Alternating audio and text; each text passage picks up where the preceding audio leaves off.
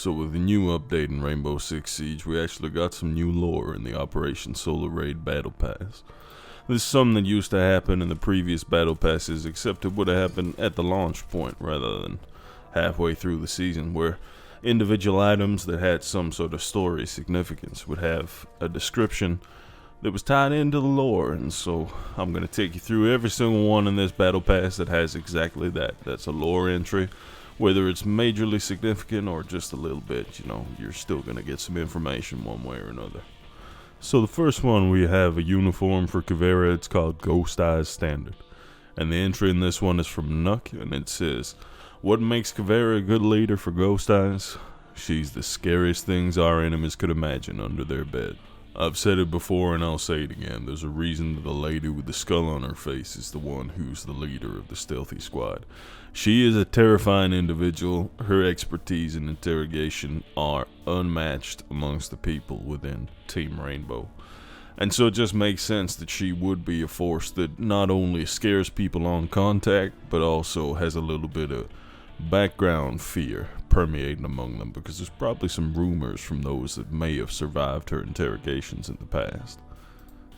Next up, we got Ghost Eyes Standard Headgear, and this is for Solas. Or Solas.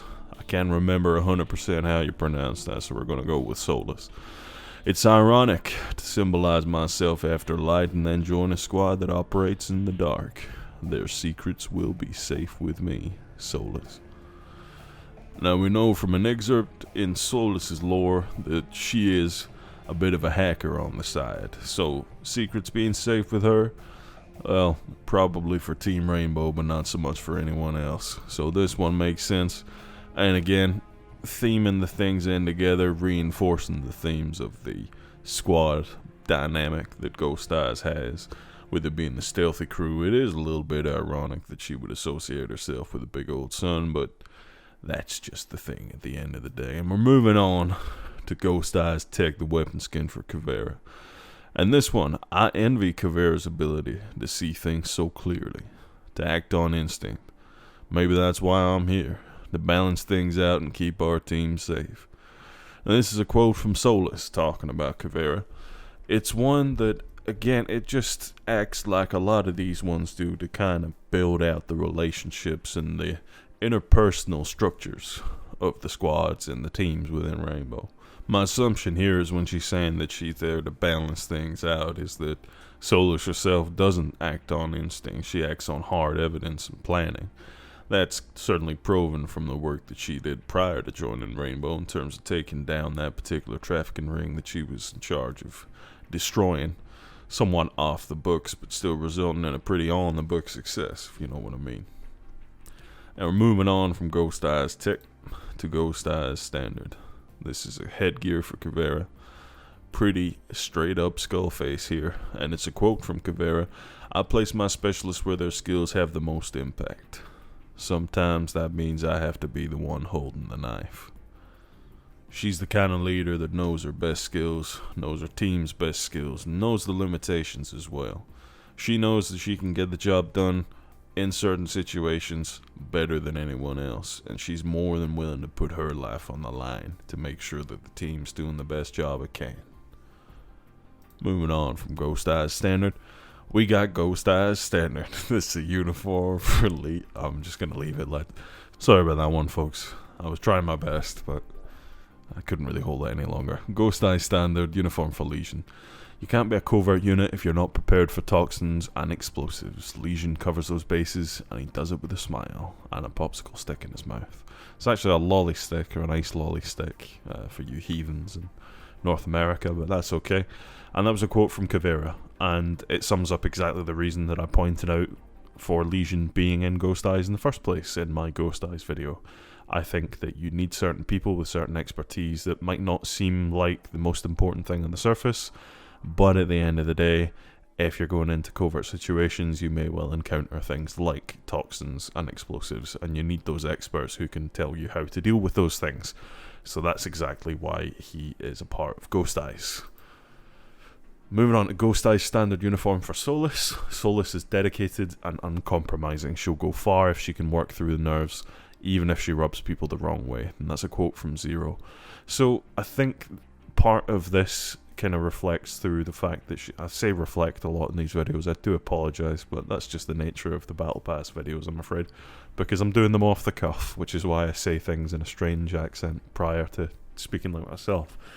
I think the fact that she has gone out of her way to do something that is not condoned by the people that she was working for prior to joining Rainbow indicates that that's just part of her nature that's going to see play in the future again. She went against what she should have done. She should have done it through the normal channels, but obviously had concerns about corruption and such, and so she took that step to gather the data herself about the people within her organisation who she was not particularly fond of, or not just her organisation, but the government and higher-up officials in general. And she did that off her own back against protocol, and so similarly she may rub people the wrong way in social situations because she is uncompromising in her dedication. Ghost Eyes Tech, this is a drone skin, one of the first drone skins we've ever had. Very nice looking thing, haven't unequipped this on any of my drones since. And it has a quote from Mozzie. Unsurprising in some ways, really. Drones, gotta love 'em. I should start a collection, starting with this one. Hopefully Caveira won't mind me hogging the display shelf. I mean, of all the people you were going to pick to do the quote for the drones, it kind of makes sense, doesn't it? Not going to pick Twitch. She's not as funny. Or maybe she is, we've just not heard that side of her. But I think Mozzie's pretty funny. Anyway. Ghost Eyes standard headgear for Lesion. I'm no spy, but I know a few of them. What the fuck was that delivery? I'm no spy, but I know a few of them. No, I'm no spy, but sorry, it's past my bedtime. I'm no spy, but I know a few of them, and I've been training. I would say we'll show everyone, but the point is not to be seen. I actually quite like this quote. It's just a bit silly. I mean, these ones, they're not exactly dripping with lore, but they are characterful. And this one, I mean, obviously I'm laughing at myself, but the quote itself is also kind of cute. I like it. Yeah, good stuff. Legion's a cool guy. You should play Lesion more often if you don't. He's a great character. Ghost Eyes Tech, weapon skin for the P90. Solas and I are more similar than she thinks. Her biggest achievement wasn't sanctioned. She knows how to bend the rules. This is one that actually really makes a lot of sense. Flores' whole gig is being a criminal. One of the reasons that he's in Rainbow is because he was trying to get away from criminals who finally figured out who he was behind the identity he'd built for himself. The man from Flores was a nickname, and through that nickname he had some protection, but once his own identity was revealed, it was actually Ash turning to him with the offer to join Rainbow that gave him the sanctity to be able to get away from that pretty nasty situation.